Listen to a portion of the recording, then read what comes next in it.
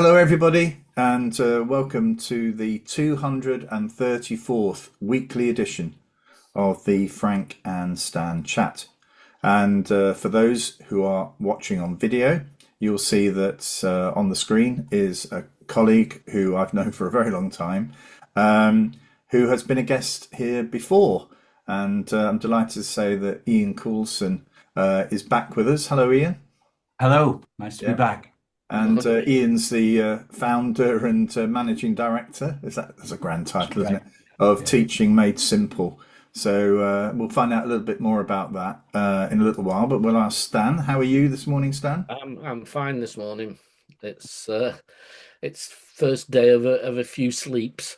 Oh, good. So, Yeah. So I take it the grandson's now at nursery. Is it full yeah, time or full time now full this time? week. So we did do pickup yesterday though, so we were completely free. No. Yeah, I know that experience very well. But anyway, Ian, do you want to just give us a little intro as to who you are, how we know each other, and what have you? All right. Well, you've described my company, Teaching Made Simple. Not that I think teaching is simple, anything but my sort of belief all the way through my headship and now as an advisor is that keep it simple. Don't overcomplicate things. Keep it simple. You're much more likely to have success with it. So now I am an advisor or school improvement partner, whichever. I don't like school improvement partner. I don't like it when you used to go in as a SIP, look at your data and say that's not good enough and go. And you heard nothing more. The advisor is a lot more than that. I have about 20 or so schools now who are part of the Teaching Made Simple family. And I do 3 visits a year, a little bit like the old advisors used to Yeah, do, yeah. 1 visit. But I do that, and that can be any combination of days and half days. And I put on 2 conferences each year, which is no charge for. There's nothing, nothing at all. And the beauty of it is, with doing so many schools, I come across some fantastic all kinds of practices that are going on. And for instance, next week we've got one where it's early writing. Now, if I said to you, and sorry, don't know, but if I said to you that this person is coming along from school, I went to observe it because I do a lot of that in my job. And the boys in the year 1 class were upset if they couldn't do their writing.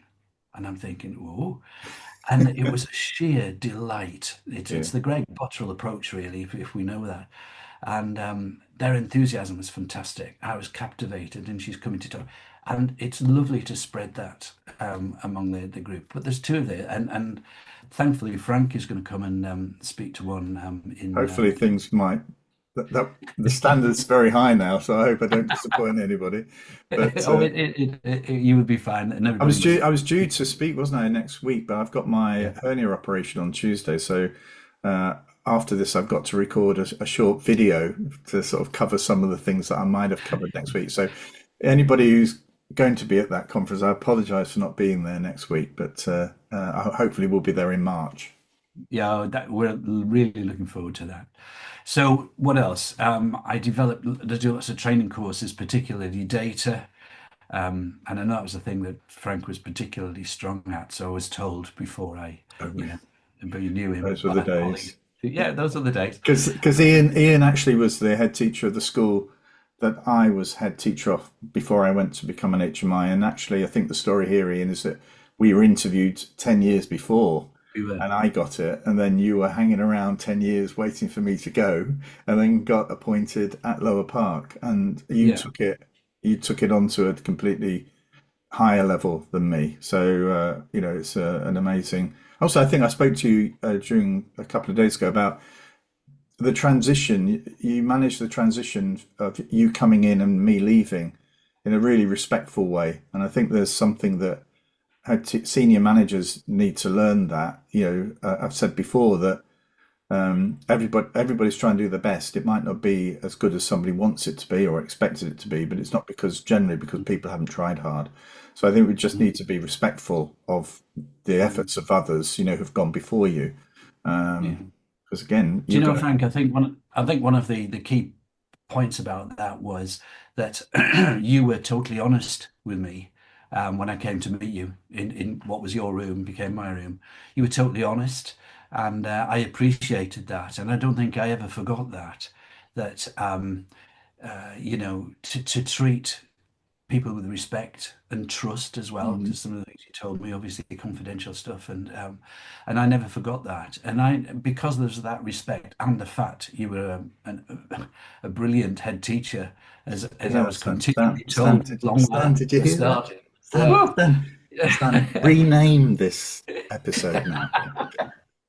Yeah. Yeah. So, Okay. so it was easy to follow. So now, yeah, that's where I'm up to at the moment. Developed a subject leader toolkit for the last framework, which was taken by a good number of schools. I developed what I'm going to talk about a little bit later, and that's used by a good number of schools now. And now I'm in the process of developing a head teacher's toolkit, which I did for the previous one, but I'm now doing it for the new framework. Hence, my buried in the documentation. So that's where I'm up to. Brilliant. Okay. Well, Stan, another week's rolled by. What's caught your brain Well, cells this week? it's I think it's with it being sort of head teacher appraisal season that I some time ago over the summer I found something called Goodhart's Law. Goodhart was apparently a financier, and he was looking at how the financial world crashed, etc. And he developed something called Goodhart's Law, and I'll need to read it. But Goodhart's Law states that when a measure becomes a target, it ceases to be a good measure. And simply because people work to the target and forget. I did ask AI, and it's written me a full essay with evidence of all the international research that proves it in education, and it made me think. We've always said high stakes testing pushes people towards cheating. Well, targets do as well if the target becomes part of that high accountability Yeah. process. And I was reading some of the research and realizing how guilty I was, not only as a head teacher, but later as an advisor, to say to schools, you need to concentrate on these children. Because effectively, what you're saying, if you're looking at children who might make the difference between a level one and Mm, a level two, or whatever levels we're working at, actually what you're saying is you need to ignore all the other children in the mm, class to mm, work with these few. And mm, I know I was guilty because we were all desperate to help schools to get the Mm, results that would keep Ofsted away from the door. And what struck me was it was such a simple law, and it made so much sense as soon as you start to apply it to education. And there's been research done internationally that shows it's not a good thing to do. And here we are in 2025 doing exactly the same thing. The film The Inside Job, which came out in around 2010, talked about the corruption that led to the the crisis around mortgages in America, which led to the Yeah. 2008 sort of financial crisis. And the point you're making there was that actually CEOs of major banks were actually earning an absolute fortune, millions and millions and millions of pounds by actually achieving, well, actually selling mortgages to people that couldn't afford them. That was how they were actually, the target was get as many of those as you can. So they then started selling the people who couldn't buy a car, Mm. but they were selling them a house. But that's where the corruption took place, and I think you're absolutely right. I think we've seen, I mean, I'm mindful of that now when I do the work I do, about is this good enough? When you're evaluating whether or not the academic achievement is good enough, how much is that driven by, how much am I driven by an expectation that the standards will be X or Y? And that in a way is like in my head, I've got a bit of a target, haven't I? When I'm thinking about does this get close to where I think it ought to be or exceed it or whatever. So I'm mindful of that. But even within my own thinking, I think it perhaps corrupts my own thinking or affects, Yeah, it's damages the clarity of my thinking. can you challenge yourself to do the right thing, not necessarily the thing that does you the there's a quote, I've just seen a quote there: targets encourage lying. If a pupil is not there but you need to make the target, then surely it incentivizes bumping them up. Yes. And you could say that from a teacher level, when teachers are under pressure to say the children are doing well. And it makes me think about when you talk about progress, Ted, teachers, a number of heads, probably more secondary than primary, who say, well, we're expecting a lot higher this year, but unfortunately they Yes. didn't do well in the test as we thought they might. So actually, what have you done in the past? Have you raised your view Yeah. to the governors, to other people, to say, yeah, this year we're really going to do well, to support your self-evaluation, sorry, to support your appraisal, rather than think about the children and what we're doing to get them to. But the actual the way we evaluate success though is on a very narrow stream, isn't it? And I do remember, I think the creation of Ofsted was very much around this sense of, or whether it's true or not, that schools were focusing more on the sort of general well-being and whatever, rather than the academic elements and achievement that kids were supposedly not getting. But actually, you get to a point where if your evaluation of how successful the year has been is purely on those GCSE or A level results, I'm particularly interested now in, well, how many kids actually have moved on to, to go to college? How many have got on the courses they wanted to go to? Not just how many GCSEs did they get? It's actually, are we now positioning them in such a way they've got the talent, the skills to actually sort of succeed later on in life. But are we also using now data like attendance and behavior, which is very easy to influence? Yeah. It's very easy to mark a child there or late rather than absent, or use a code or authorize it if that helps you with your school's figures. And on behavior, that's another one that's very easy. If you've got a target, a numerical target on behavior, that's very easy to manipulate. One of the things that really worries me, two things. When you talk about progress, I'd like to know a little bit more what they mean in this new framework, but that's another point. But now that we don't have testing in year two, so that there isn't technically a baseline, because you can't, in all honesty, use what you get at the end of the reception year as a baseline to measure from. I mean, that's just ridiculous beyond belief. So with year two now going, and then in this framework, we've got but it talks about progress, not a lot, but it does talk about progress. And I keep writing as I'm going through my school, what's progress based on? Where's the starting point? And it just isn't there. No. I think it leads then to, at the end, when the year two tests were stopped, then the teacher assessment thing is very much teacher interpretation, which will vary tremendously. Yet that was the progress mark, and it was varied so much.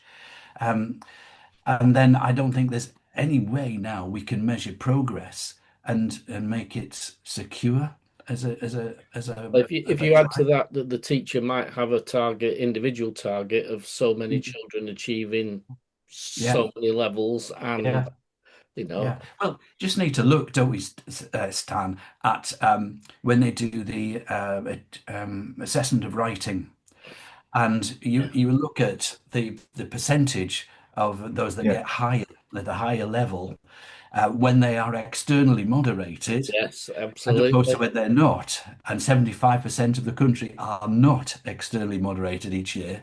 The analysis of the data is amazing how those schools might have higher, then suddenly they're down here when it's external. I mean, it's When I actually just, was, I did whoa. Phonics some research screening. on that. When Phonics I, screening is the other one. yeah, well, when I was in an authority where I had all those figures, and I was directing the monitoring of some of these, and it was between 10 and 12% difference Oof. Oh, on whether or not you had a moderator. But yeah, yeah. actually, So but there you go. go That's back to something my brother said. You probably know where I'm going with this, Stan. We used to, on this chat, used to say to our guests, "Is there one thing that you would want to change in education?" And my brother, who was a senior HMI English specialist and was head of department in a secondary school, said that he would immediately go back to course-based assessment and that mm, moderation across schools, whereby you would present your results, your GCSE results, and your assessments to your peers in neighbouring schools. And if they couldn't agree that those were they were comparable in terms of the standard, as he said, all of my results would drop. So it was in my interest, he said, to ensure that I was accurately assessing each child in that sort of in terms of the grade that I was awarding. And he said that that enabled then that sort of collaboration and support for each other. That there was it was a strong element of it. And what happened was it was cheaper to do it by an exam, and people would say fairer, but actually we've lost that. I think we've lost the professional dialogue and awareness of what the standards are. It's left mm. to Ofqual to decide on where the standard is, and we all then try and it's that high, is it? So that's how high we've got to make it, And and if at the you end of follow the the day, dot, we've got go so, on. sorry, Fred, if you follow the dots there, you've got exam results being really important. How do we test most exam? It's what children remember. All this brain research that's coming in is all about retention, Mm, and it's fabulous work. But it's we work with children to help them to retain something in order to answer a question question. in a crucial exam, and the rest of it is lost. Yeah, And the yeah. purpose of it is lost. So although there's fantastic work on the brain and how it works and how it's been introduced and how people are now doing it in schools, we're forgetting the reason why and Yes. saying, it's what we said before about this government mending the potholes in the road without remembering whether this is the road we want to go down. And worse, just going about your high level research. How many times going through the documentation I've been reading the last few days in depth, does it say based on high quality research, but it never actually indicates what is. So if you've Well, got somebody doing that kind of, well, well, I I just, think I mean I've said before, Ofsted is not a research organisation. It is. no. It does not appoint people to do that. And actually, the one thing it can provide researchers is evidence of an evaluation, an individual's evaluation of how successful a particular school is. But at the end of the day, the chief inspector is meant to be reporting those findings to Parliament. And we've got currently going on in ITE big challenges around what Ofsted's view is of reliable, robust evidence. And there are academics who are questioning, deeply suspicious of that. And it's not a good place for Ofsted because previously, when they've published their maths and English sort of insights into what they have found and what the research is saying, there is clear evidence of them misquoting or misunderstanding the evidence that's been presented. And academics have stood up and said that's not what the evidence said. That's not what the research said. So this is because Ofsted is not. I mean, I've never been developed as a researcher. I was developed as an inspector, not a researcher. And actually, you may have one or two people in Ofsted who are researchers who have got that academic background, but the vast majority of them haven't. So this is not a good place for Ofsted to go. They have been hoodwinked by people who have got an agenda, and actually, I think they need to step right away from all of that and just get back to inspecting schools. Mm. Try and do that bit better. That's probably the place to go. Anyway, let's Put Ian. it to Ian. Yeah. Well, we're only what, seven? That's 15 minutes, 16 minutes into it. Stanley, what a provocative thing to talk about. The good hearts law. Anyways, over to you, Ian. What's caught your eye this week? Well, it's I suppose this week, if we take this back to the Ofsted webinar that I watched on the what was the ninth, the Tuesday of last week, Gripping? Was it gripping? I was gripping the desk, I'll put it that way, as I was watching it because I was well, a number of reasons. Firstly, that as this webinar progressed, there were a series of slides and commentary. Now, it was quite clear because you could hear it. The commentary was being read from a script and they were commenting on what was on the slides. But unfortunately, the slides lagged behind the commentary. So the commentary was going on, talking about all this, and you couldn't see the slide it was referring to. And I thought, I wonder which evaluation area would this come under? Certainly the Leadership, attendance. leadership and management. Oh, leadership and management, absolutely. So I got quite cross, and I actually wrote to Frank about how annoying it was because I did feel that I could have gained everything that was said there just by reading the documentation. I didn't really learn anything more than that. I filled in the evaluation afterwards as well and said as much. They won't be publishing that, Ian. No, no, no, If it's negative, they won't publish it. That's what they no, do. that's true. That's true. So that led me to getting my head again into the documentation, and I did. And one of the things that leapt out of the documentation came in the information one, and I want to read it to you because this is the thing that caught my eye. We do not expect schools to have completed any formal self-evaluation using the toolkit. However, they may wish to use the toolkit to support continuous improvement. In the planning call within leaders, we will ask where they see themselves against the 5-point scale of each evaluation area, of which there are 6, or really there's still the same as Yeah. they were before they changed it. And I'm thinking that they're not expected to have a SEF. So when you're asked about it, you've got 6, 7, 8 areas. So achievement. Now, where do you think you are, or a curriculum? Where do you think? Well, where should I put that one? Oh, I think I'll choose that for this. And I think it cannot be based like that. It cannot. And I hopefully what I then started to think, well, what they're meaning by self-evaluation is only where do you think you are on this grading system that we've got, period. That is not self-evaluation. It's not how it was when I first went into headship of my previous school at Lower Park.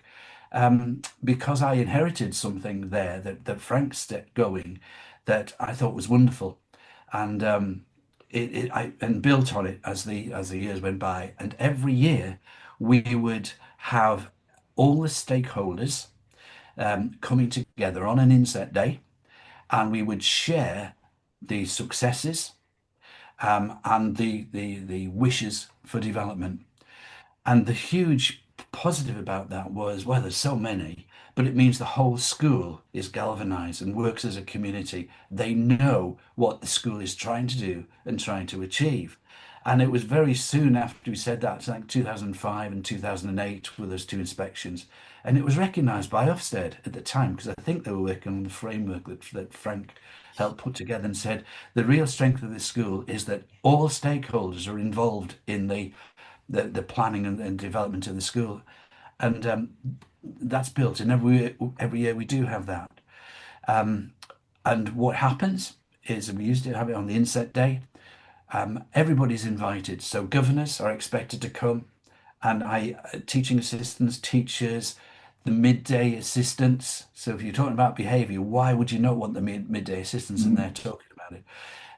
And we would then have presentations. We'd have summaries of the parent questionnaires, which is the Ofsted questionnaire, to be honest, and children's views, which we would put together and make a presentation. So various members of staff would make these presentations. We'd have the data, we'd have a governor putting in this presentation, and Whilst this is going on, you'd mix your people attending into groups, so there was not just the teachers sitting on one table and the teaching assistants there and the governors here.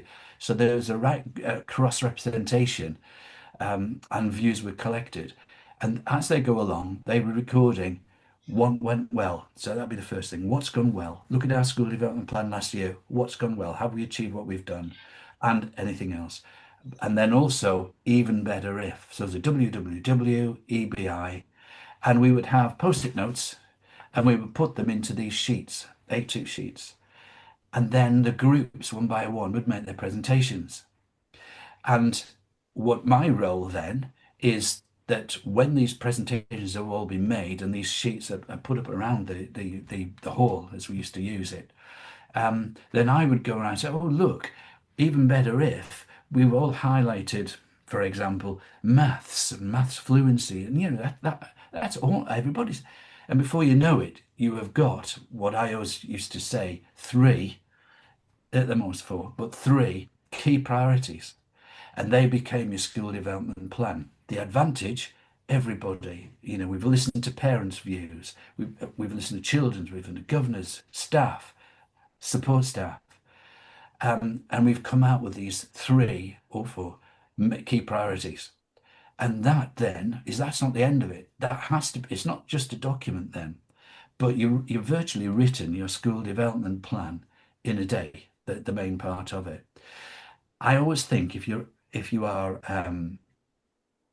asking parents to complete a questionnaire, it takes them time to do it. You need a response to that. So part of it is to give a one-page summary, not the whole details of your school development plan, one-page summary back to parents, and that's, look, you said this, and this is what we've discussed, and this is coming out. Always guaranteed that every comment a parent made would be made known in those meetings. And that really went well. But also, those three key priorities then had to be the first three items on minutes, agenda meetings of governing body meetings, after apologies and minutes of the first three would always be those three key priorities. And as I was saying to Frank recently, so when your buildings committee or environment committee or whatever you want to call it has the fact that you've got writing or reading, let's say reading, as part of one of the key priorities. Why is it on our agenda for a subcommittee that do with buildings and environment? Well, reading, what we would like to do is we'd like to create, increase the love of reading areas within, and we need finance, and we need some building work. We need to build it outside. We need it. Oh, yeah, we understand. Right, let's get going on it. So everybody works to those. And then also, if it's to do with developing maths, for instance, reading, whatever, then your staff meetings planned over the next couple of terms, 3 terms really, are those 3 key priorities. And that's your agenda. Beauty of it is, when you're in a governor's meeting or a staff meeting and somebody says, I think we should go for having a flagpole, maypole in the middle of the playground. Well, it's easy to say, no, I'm sorry, you had your chance in that meeting, it would be fired down, wouldn't it? But the whole objective is for the children, and that isn't what we're trying to achieve. So it's shoved out, and it saves so much time. So and I have some beautiful examples, which I won't say, about things that were brought to me and say, I think we should have this, Ian. And I think, how ridiculous is that? What a complete waste of money and time that would be. So I get rid of all that by doing it. It's built now stakeholders review days. And now I facilitate that in a number of schools, and many of them now, you'd be pleased to hear this, Frank, have introduced that and do that regularly every year. But it's as if Ofsted, so Stan, haven't they? I mean, that's a great way of doing it, isn't it? I mean, there's a sense of community there. But isn't Ofsted actually asking for self-evaluation, but not feeling as though it can ask for self-evaluation? To mean, as if to say, actually, that's going back to what we used to. We don't want to do that. As if to say, well, that's in the past.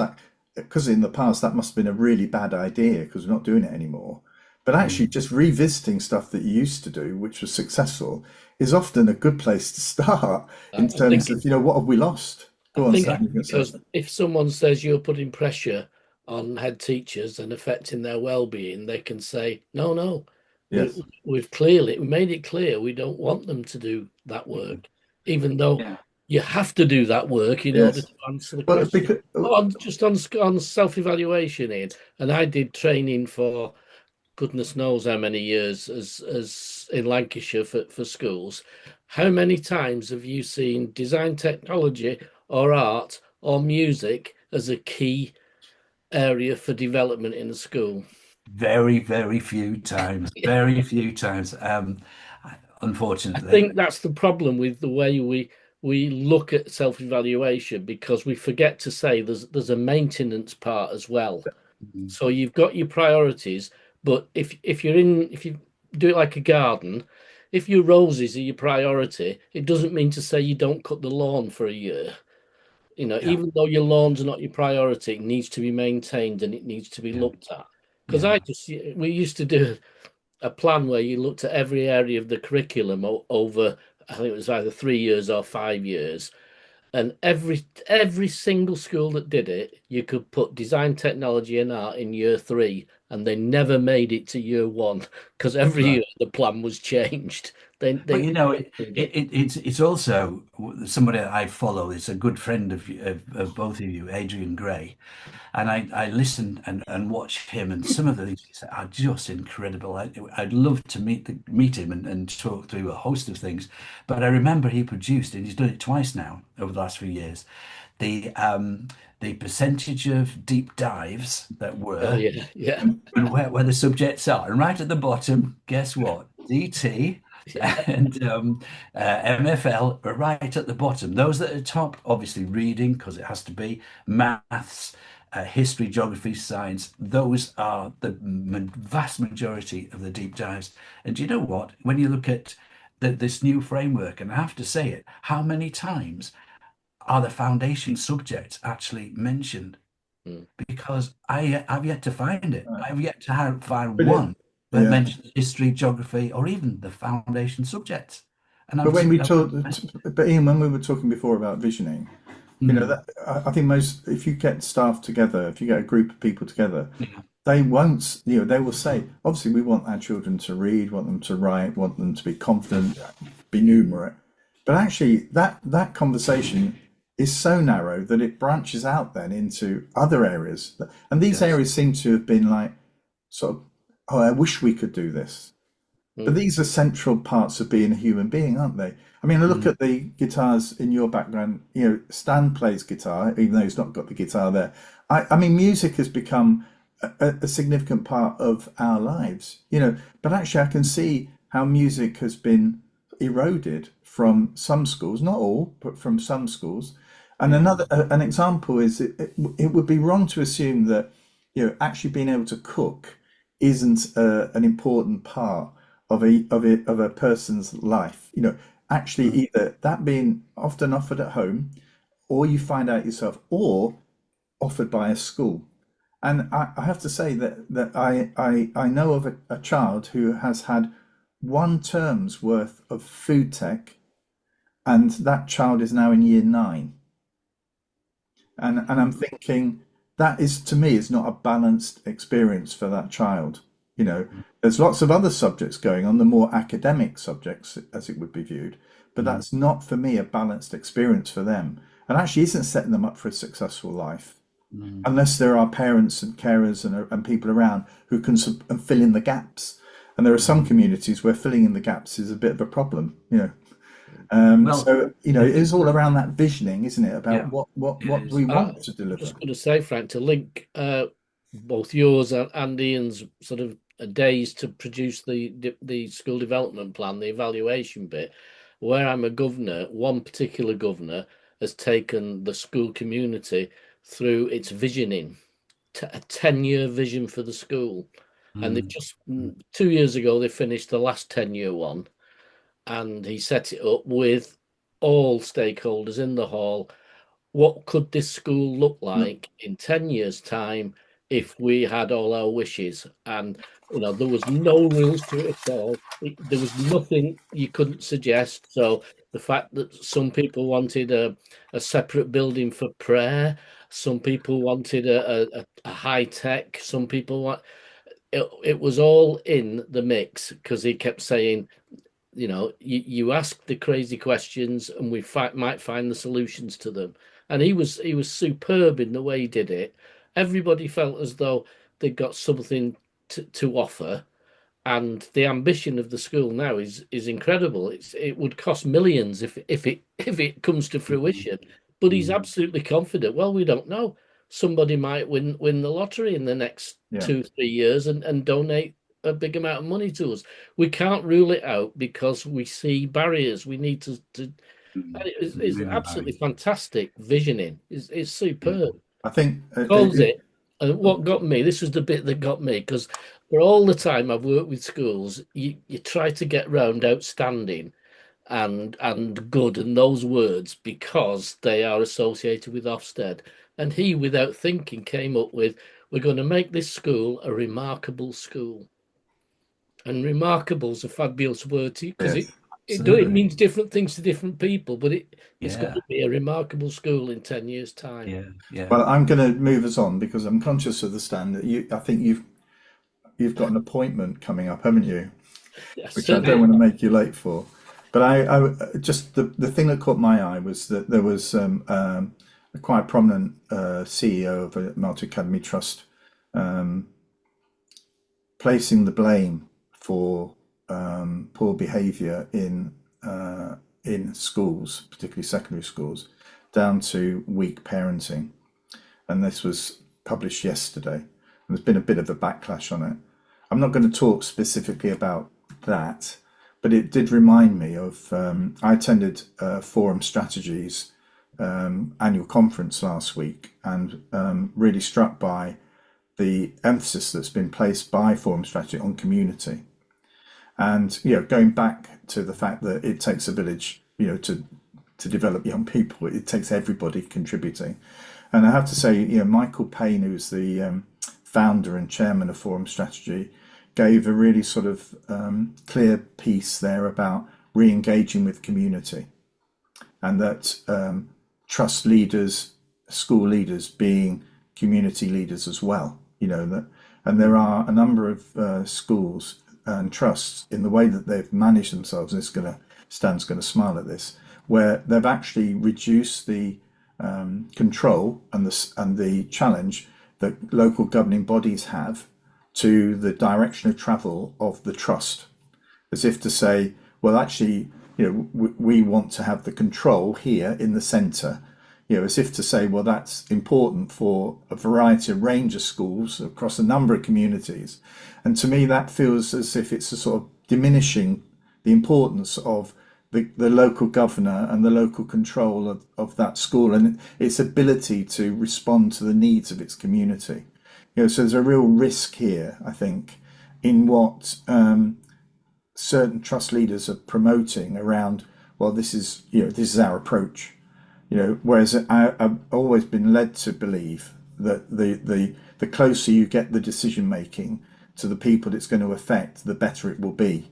And so I think that there is sort of an interesting debate going to emerge now, because I know the government are going to produce something around what their parent expectations of parents are going to be. And I think Bridget Phillipson's made that clear. But also what schools' expectations, what parents can expect from schools. And going back to some schools are very poor at telling their community about the things they're doing and the things that are happening in their community. It's about, we come to our school, you're going to get the results, these are your grades, you can move on. For me, Michael made very clear last week, rightly, that we need to see the school, the trust, with a community focus, and that all players within that community, should be brought in to what is required for that community and for those schools sitting in that community. This is not something that can be done here and imposed on this group of people, and I think it was a really valuable point. And I will, encourage anybody, because I do a little bit of work from strategy, But if you're a senior leader, either as a head teacher, aspiring head teacher, or CEO, then that for me is the organisation I want to be challenged by, because this isn't currently the way that many CEOs are thinking. But he's actually trying to steer them towards a position where they need to consider that much more. And my final thing was, when I was going back to Lower Park, we had a visit from a guy called Alwyn Pugh. Now, Alwyn Pugh in 2000, he wasn't an HMI, but he became an HMI, and he's been a guest on our chat a couple of times. He's one of my favourite guests. Yeah, he really does research all of this. And but Alwyn was an assessor for the school's curriculum award, and at Lower Park, I was keen that all the work that was going on with the community was given full recognition. And so one of the proudest moments wasn't, this grade in Ofsted or that grade, was receiving the school's curriculum award, because it actually tried to draw in everything within the community so that children understood the place where they live and its history and its opportunities and the reasons why things are the way they are. So I think that for me that was a really important sort of success that we achieved. And I just wish there was much more. All schools were in a way encouraged, not forced, but really there's a focus more on how they can connect with people, including parents, within their community. This is an issue for secondary schools, a big issue for secondary schools. Anyway, I think you're absolutely right with that what you're saying there, and it rings true. It's everything I talked about there. You began the ball rolling with. You introduced it at Lower Park and whatever, and it's been fantastic. And it all comes down to relationships, I think, and relationships you have with your community is very, very important. You cannot be an oasis in the middle of a village and not be aware and communicate and interact with the community, because you become more and more isolated and ineffective. Yeah. Well, what, Stan? 10:30. Yeah, I'm okay. You're all right. That chat then, gents, 42 minutes. Is that long or short? That is getting towards the top end of length. Oh, okay. But I mean, I think there's been sort of things that it's sort of had a natural sort of flow to it, isn't it, really? But obviously, if you know your school well, and you know it securely, then you're probably going to be in a better position to to push back if an inspection comes, or even if a parent challenges you about, or governor challenges you about how successful or not you've been. Anyway, right. Well, that's the end of the 234th edition.